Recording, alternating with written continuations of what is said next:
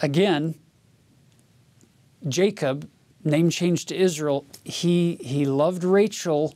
She wasn't able to have any children until the very end. Now you get Joseph, who was born, and he's kind of become the preferred as we pick up the story in chapter 37. Yeah, the favorite child. Verse 3. Now Israel, or Jacob, loved Joseph more than all his children because he was the son of his old age. And he made him a coat of many colors. And when his brethren saw that their father loved him more than all his brethren, they hated him and could not speak peaceably unto him.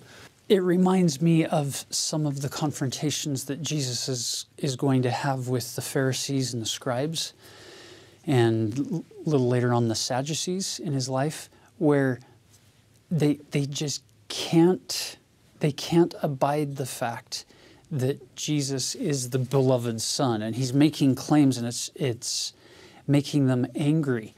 And by the way, Joseph isn't the only type of Christ in this. As you look at some of these similar things on the board, in the Book of Mormon, we've got at least one really, really good example of this. Oh, it's interesting. In some ways, Nephi's life, where he is the youngest son until Jacob and Joseph are born to Lehi and Sariah, he also seems to be the favored son. He's the guy who is always being righteous and always finding a way to fulfill God's will and to solve problems.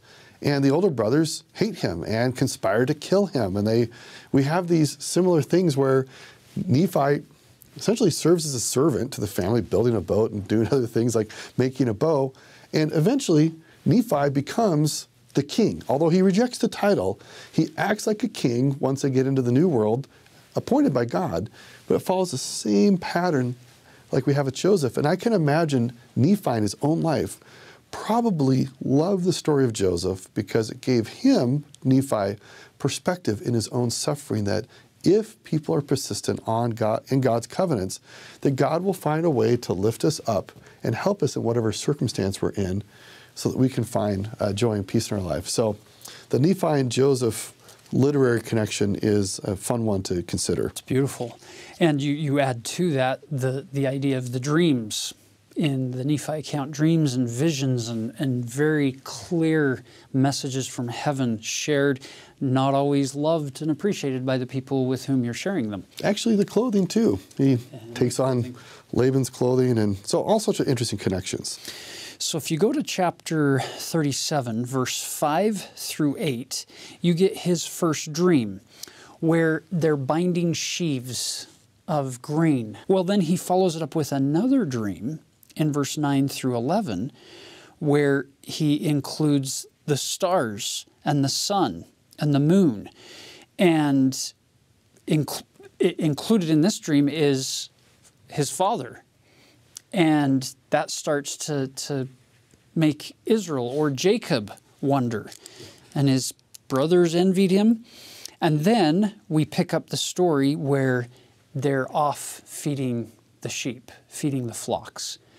Isn't that interesting?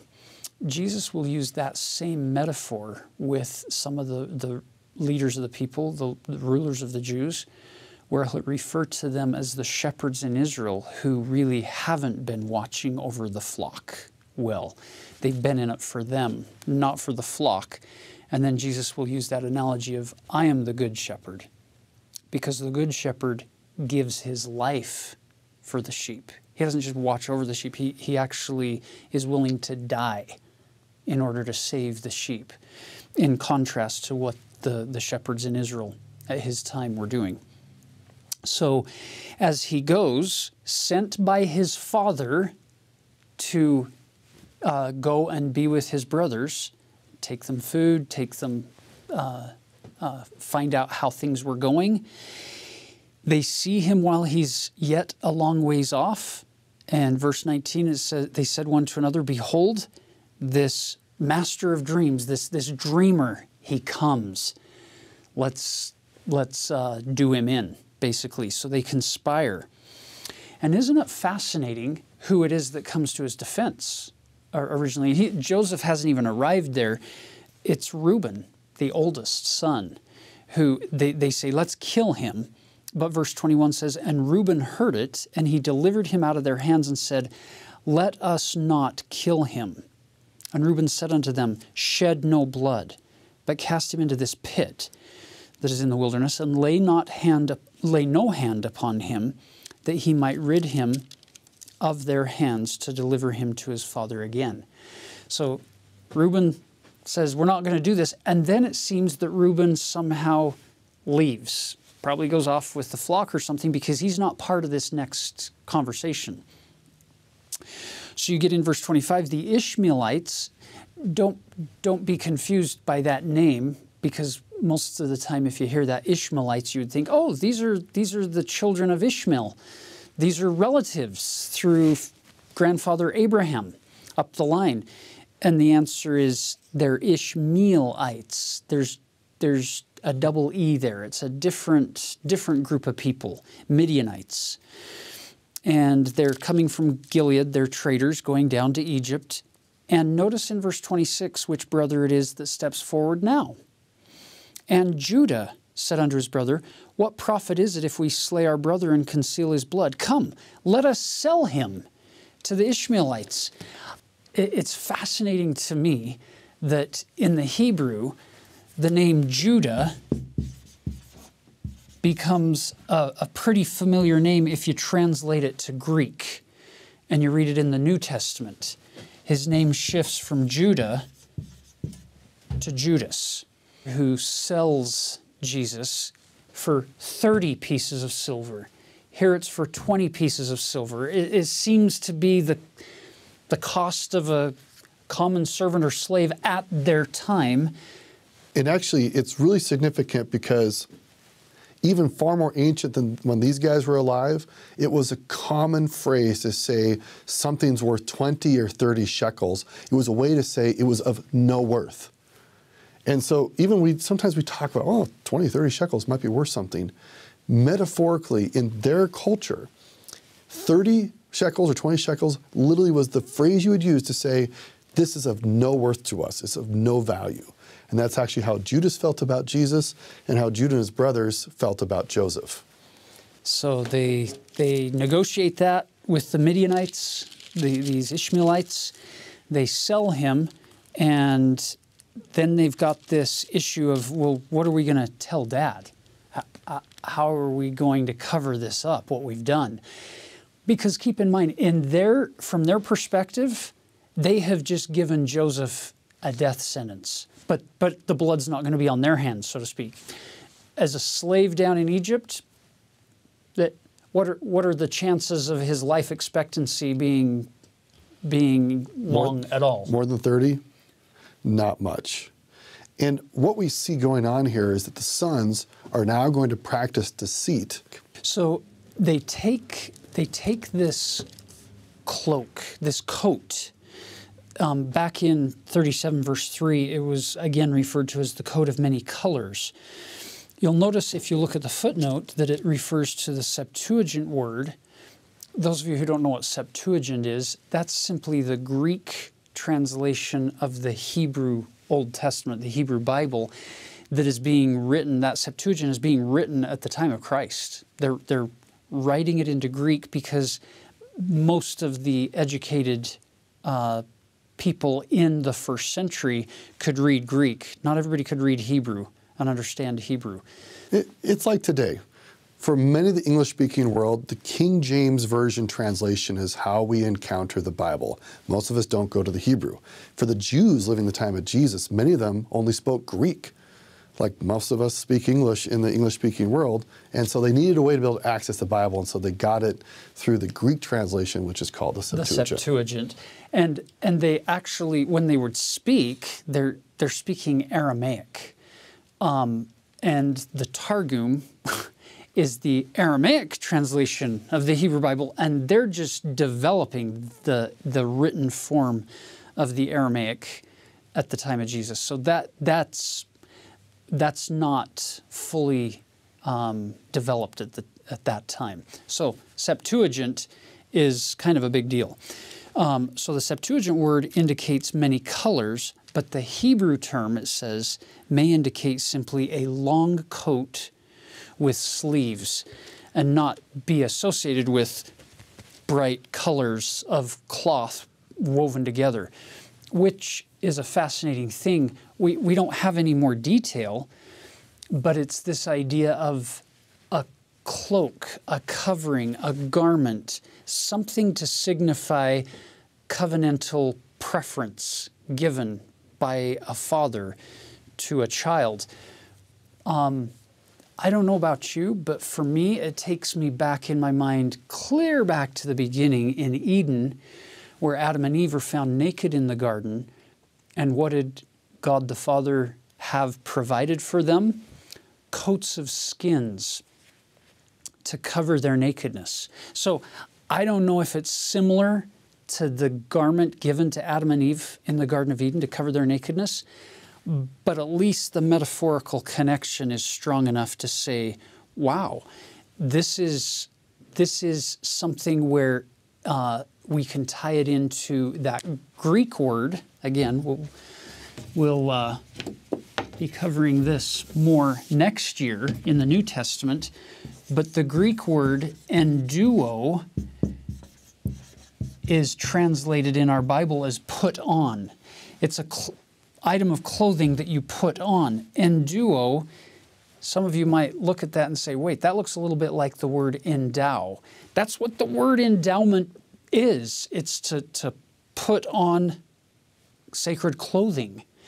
It's to be clothed in the robe of righteousness, to use that phrase from the Book of Mormon and from Isaiah. It's God covering us, covering our nakedness and our exposure. And in this covenantal context, Jacob is giving this coat to Joseph, and now his brothers have taken it off of him and ripped it and stained it and dipped it in blood. The symbolism is remarkable as we think again of Jesus in the future and what's going to go on through that infinite atoning sacrifice. So it's interesting, Tyler, you talk about this clothing, particularly this coat of many colors. We have reference to this again in the Book of Mormon. It's interesting, this coat of many colors is essentially not talked about again anywhere in the Bible as far as I can recall. And yet you get some really a few significant passages in the Book of Mormon that give us some more insight. Yeah, there are a couple of places in the Book of Mormon where this comes up, this part of the story. My favorite is in Alma 46, verse 24.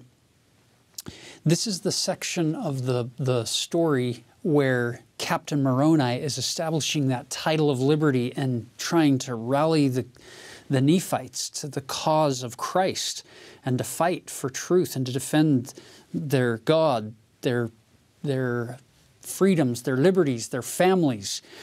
Listen to what he says here. Verse 24, "Yea, let us preserve our liberty as a remnant of Joseph. Yea, let us remember the words of Jacob before his death. For behold, he saw that a part of the remnant of the coat of Joseph was preserved and had not decayed. And he said, even as this remnant of garment of my son hath been preserved, so shall a remnant of the seed of my son be preserved by the hand of God, and be taken unto himself, while the remainder of the seed of Joseph shall perish, even as the remnant of his garment." So using these parts of the coat, most of which have decayed, but there's one part that didn't decay and it stayed true. I love that idea that Captain Moroni's pulling that back into people's memories to say, we've got to be the ones to fulfill this prophecy. We've got to stay true. We've got to stay strong and faithful to God in defending our liberty. It's a powerful image in the minds of those people in the Book of Mormon. Now, we go back. When you have those sons bring home the shredded and the ripped up cloak stained with blood, present it to Jacob, and they say, we didn't see Joseph, but we found this, and he sees it and he recognizes it. Yes, this is the coat that I had given to him.